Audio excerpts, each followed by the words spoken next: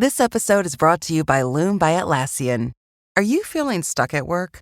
Get your team unstuck with Loom video messaging and move work forward.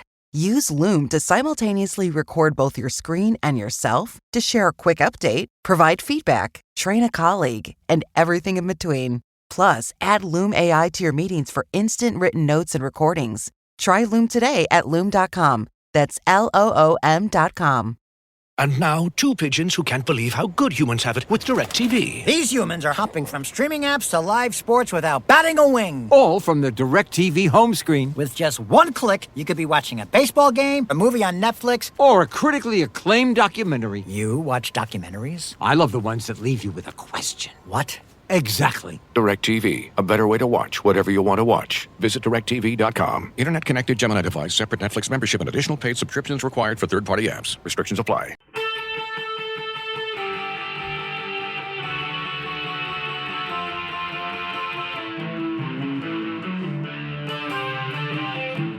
This is the Daily Blast from the New Republic, produced and presented by the DSR Network.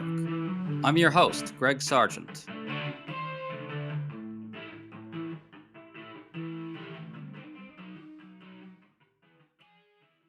President Donald Trump's abuses of power are escalating on multiple fronts. First, Alina Habba, the very Trumpy new U.S. attorney from New Jersey, is now investigating the New Jersey governor for supposedly getting in the way of deportation efforts. Second, a number of major law firms have now surrendered to Trump's threats and bullying, making deals with him that seem like payments of tribute to a local warlord, not something you'd expect in an advanced liberal democracy. So is the big story here that our institutions are now clearly cracking in the face of flood-the-zone abuses of power? Or is there a way through it all?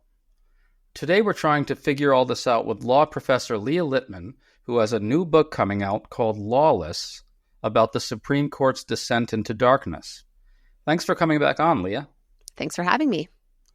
Let's start with Alina Habba, who was previously the president's personal lawyer, now a U.S. attorney in Jersey. She just announced that she's directed an investigation of the state's governor, Phil Murphy, and the state's attorney general, Matt Platkin, both Democrats. This looks like it's a response to New Jersey's policy limiting the type of assistance that state law enforcement can give to federal immigration authorities. Leah, what's your reaction to all this? So I'm going to first start by looking at this like a law professor. And there is this background rule of constitutional law that the federal government cannot order state officers, state executive officers, to enforce federal law. And that applies in immigration. So Donald Trump, Alina Habba cannot order New Jersey governor, New Jersey attorney general to bring immigration enforcement proceedings under federal law.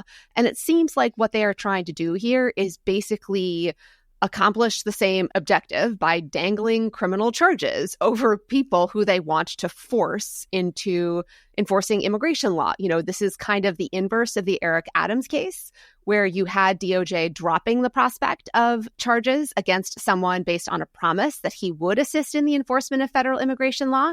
And here you have, Alina Habba threatening criminal enforcement against someone who says, look, the policy of our state is we kind of choose not to enforce federal immigration law. Like, you federal officers can go ahead and enforce it, and we're going to assist you in apprehending people who violate the law, but we're not going to help you get jaywalkers and other people, right, who are just here in violation of civil immigration law, because that's not our policy, and they are perfectly free to decide that. Right. States are allowed to make laws constraining their law enforcement officers this way, right? Yes. I mean, this is a policy that's designed for a purpose, to make it possible for victims and witnesses to feel safe when they report crimes to police without having to be afraid of getting deported.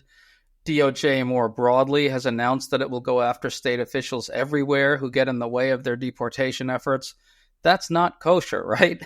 No, it's absolutely not kosher. Again, the federal government cannot force state officers to assist in the enforcement of federal law. I mean, think about the states that have decriminalized marijuana. The federal government cannot order the attorneys general of those states to initiate prosecutions for violations of federal drug laws. That's just not how this works. The state is able to say, we choose not to criminalize this behavior, and we choose not to assist you in prosecuting it under federal law, which does criminalize it. And again, here it's even odder because immigration law is a special province of the federal government. So, the attorney general and the governor are kind of like, look, this just isn't something states do. And again, we are trying to accomplish other objectives like encouraging victims to report crimes or encouraging people to obtain social services. And in order to accomplish that, we just can't be in a position of maximum enforcement of all aspects of civil immigration law. And that is a balance the Constitution allows states to strike. Incredibly, Alina Habba made the announcement of this investigation on Fox News with Sean Hannity. Listen to this. And I am unfortunately going to announce on your show tonight, Sean, and I want it to be a warning for everybody, that I have instructed my office today to open an investigation into Governor Murphy, to open an investigation into Attorney General Platkin, and anybody who does get in that way, in the way of what we are doing, which is not political, it is simply against crime, will be charged in the state of New Jersey for obstruction, for concealment, and I will come after them hard. Leah, is it typical for U.S. attorneys to announce major investigations of members of the opposition party on friendly media outlets? And what do you make of her warnings? What's the real goal of all this? I mean, look, the way you describe it is just a hallmark of an authoritarian regime, right? Threatening political prosecutions against an adversary on effectively state-run media. I think her goal is very clear. She called this a threat. She meant it as a threat. It is designed to, again, wield the extensive powers that the federal government has here over federal criminal law against perceived political dissidents and against sites of opposition. I mean, as the administration has been attacking sites of possible civic resistance, be it media, academic institutions, law firms, I mean, states and state attorneys general are some of the entities and individuals that have stood up. And I view this threat as, well, hey, we're going to try to go after those guys too. On another front, a number of law firms have now cut deals, as the president puts it, to make him happy. Trump has been absolutely raging at law firms for months, and they're bending. Kirkland and Ellis, Latham and Watkins, and Simpson, Thatcher, and Bartlett, and a couple others are now contributing millions of dollars in pro bono work and legal services to causes that Trump and the law firms support. They're eliminating DEI practices. Leah, what do you make of these deals? Are they just superficial ways of buying off Trump, giving him the appearance of getting results, or is something much more serious at stake here? I mean, I think part of the problem is we don't know exactly what these law firms are going to be doing by way of work that is consonant with the administration's priorities. I mean, we do know that Donald Trump has just been humiliating them left and right, announcing that they are going to assist him in promoting the America First agenda. And, maybe they don't actually end up, let's say, assisting the administration with criminal prosecutions against state attorneys general or state governors who deign to choose not to enforce federal immigration law, or maybe they choose not to make appearances on behalf of the federal government to defend the federal government's summary expulsions and extraordinary renditions of people to foreign torture prisons. On the other hand, is the administration going to expect that they stand down in these cases and don't do things actively against the federal government? I just think so much remains to be seen about how this is going to alter the dynamics among these law firms and between law firms and the administration. And I think it is extremely concerning, again, because lawyers are one of the ways of holding an abusive executive to account, right? They play a major part in that, even though they are not a complete fix. And he is just eliminating one by one sites of possible resistance and opposition. And he's making it harder for the many people that need lawyers to get lawyers. Yeah, I think we should be looking at all these things as interlocking with one another in a really unsavory way. When these law firms capitulate to Trump, that's a sign that if and when they're faced with decisions on whether to represent people who have gotten crosswise of him, they might think long and hard about that, as you point out. But on the other side, Trump and his allies are using state power affirmatively to target the enemy of the moment. Yep. It seems like those two things together add up to something more than the sum of their parts, right?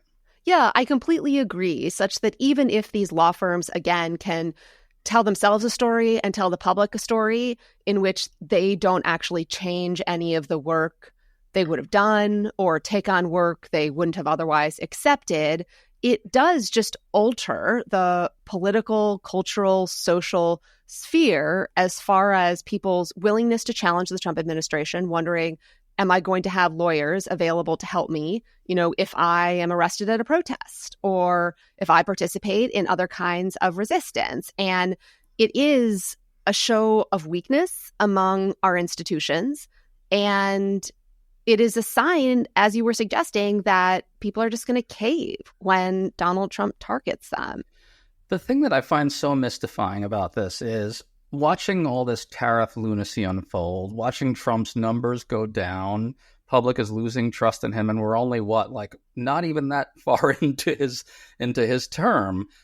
What's going on inside these law firms? You do have a few of them who are really kind of resisting right now. Maybe you could talk about that.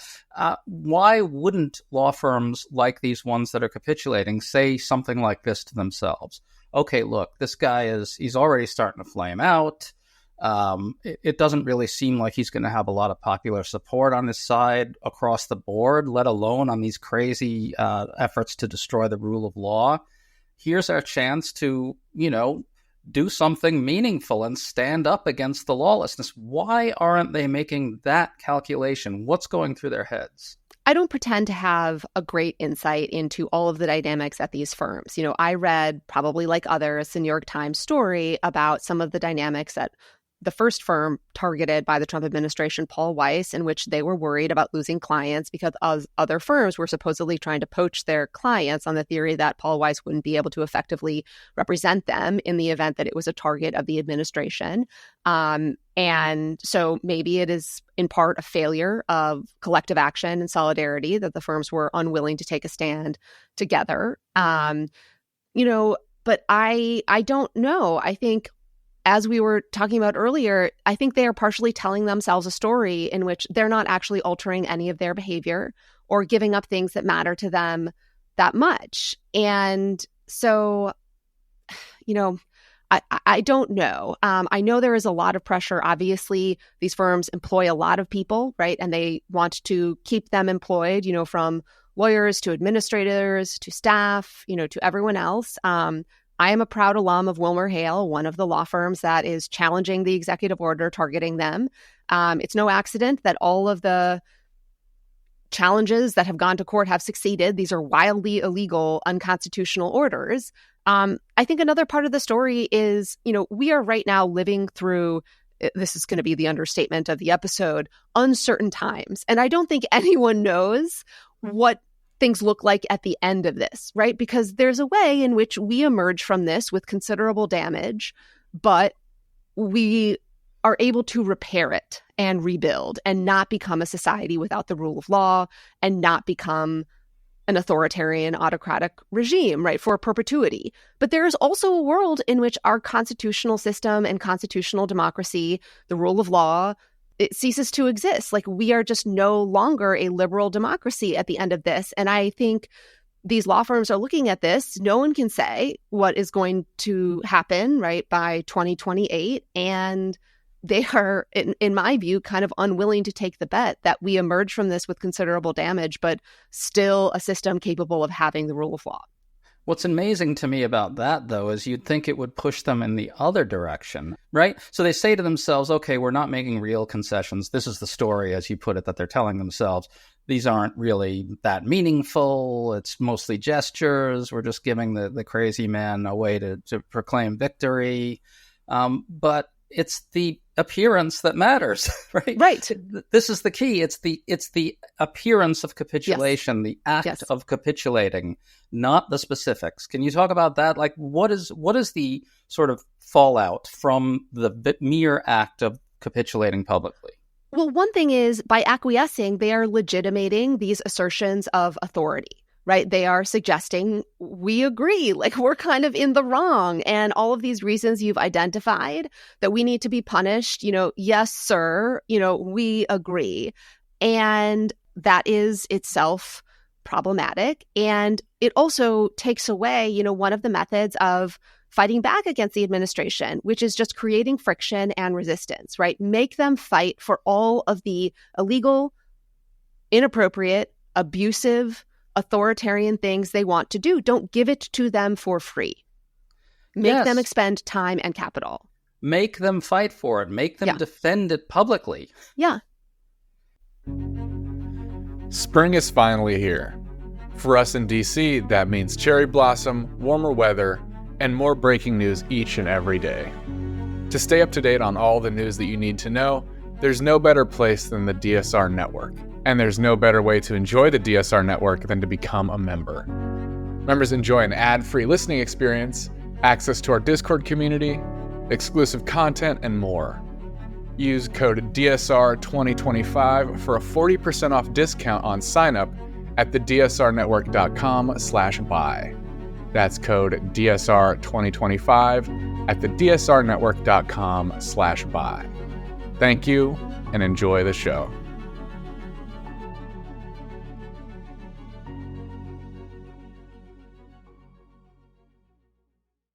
Well, in your book, which is about the Supreme Court, you talk about the need not to despair at the feelings of powerlessness that arise in the face of authoritarian lawlessness and the failure of our institutions to do anything about it. Can you apply that to the stuff we're discussing here? What can everyday people do to resist this ongoing descent on so many fronts? Yeah, so I do think one important thing people can do is to inform themselves. And inform other people in their network. I think we are all feeling overwhelmed right now from the news. And so find your kind of channels that you can use to stay updated, but still allow yourself time to check out. Maybe establish a network of friends, an organizational structure that helps one another stay informed.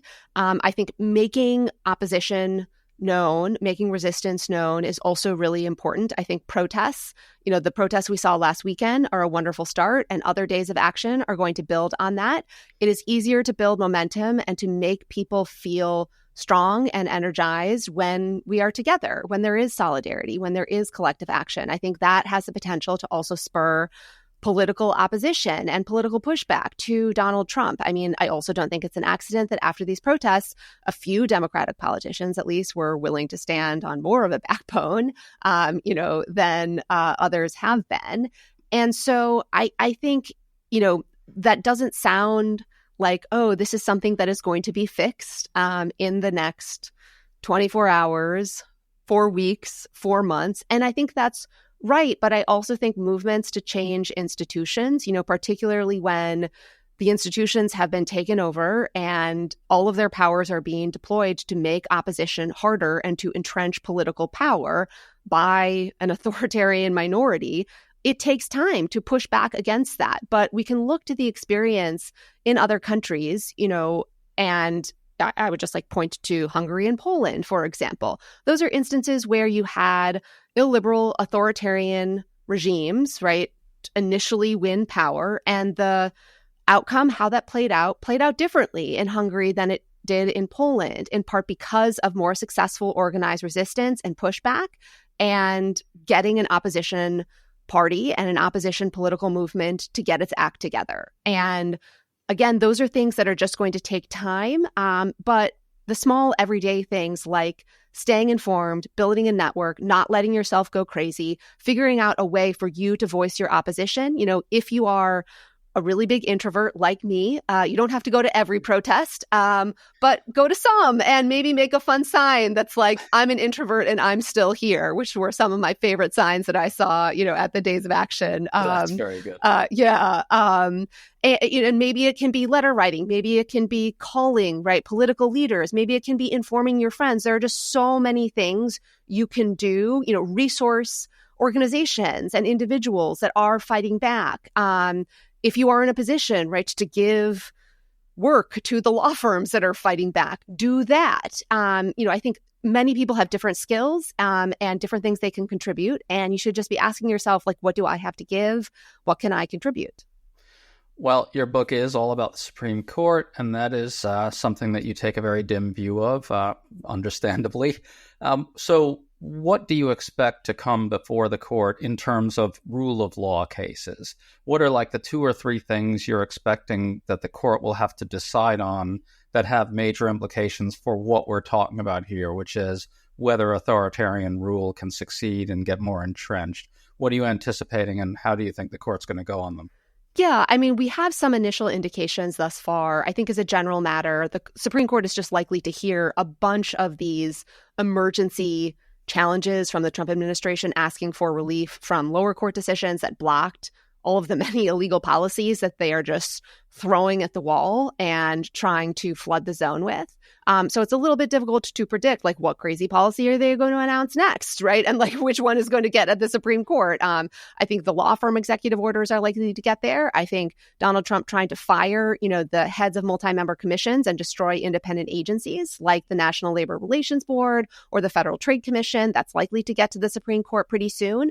I think their actions in the cases to date have been super concerning, particularly in the Alien Enemies Act case, as well as in the case about the return of someone who was wrongfully expelled, Mr. Abrego Garcia, because in both of those cases, the court acted in ways that gave the administration latitude to get out from under unfavorable judicial decisions. Like, the justices did not act as if they were concerned about what the administration was doing. In the Alien Enemies Act case, they refused, right, to rule on the lawfulness of the policy and instead said, you kind of have to challenge this in another forum, which, by the way, is going to be a lot harder. And then in the Abrego Garcia case, they were like, well, yeah, the district court can kind of order the government to try to bring back Mr. Abrego Garcia, but, the judge has to do so with due deference to the executive branch on foreign affairs. And, the court got to clarify what they mean by effectuate the return, because, we don't know if the court can actually do that. And sure enough, the administration responded to the lower court, basically being like, nanny, nanny, boo, boo. We're not going to respond to your questions about where Mr. Abrego Garcia is or what we are doing to seek his return. And the Supreme Court, again, gave them all of these different semantic distinctions that they can try to manipulate and general language that they can point to say, we just don't have to comply in good faith with your directive, judge, and try to make us. At an earlier point in this conversation, you said that it could go one of 2 ways. Maybe the rule of law emerges bruised and battered, but still subject to rehabilitation. And then on the other side, the rule of law ceases to exist. Where are you leaning right now? I honestly don't know. And that itself is extremely terrifying.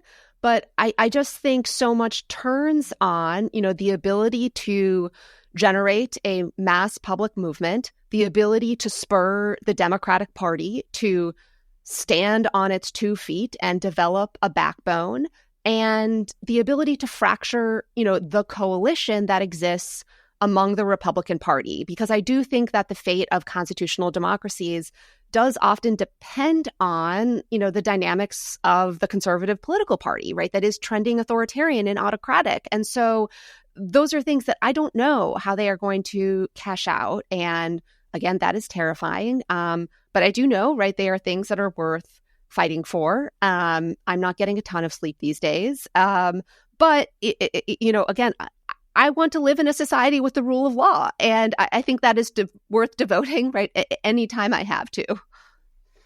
Absolutely. Well said. Folks, if you enjoyed this conversation with Leah Littman, make sure to check out her new book, Lawless. Leah, thank you so much for coming on with us. Great discussion. Thanks for having me. You've been listening to The Daily Blast with me, your host, Greg Sargent. The Daily Blast is a New Republic podcast and is produced by Riley Fessler and the DSR Network.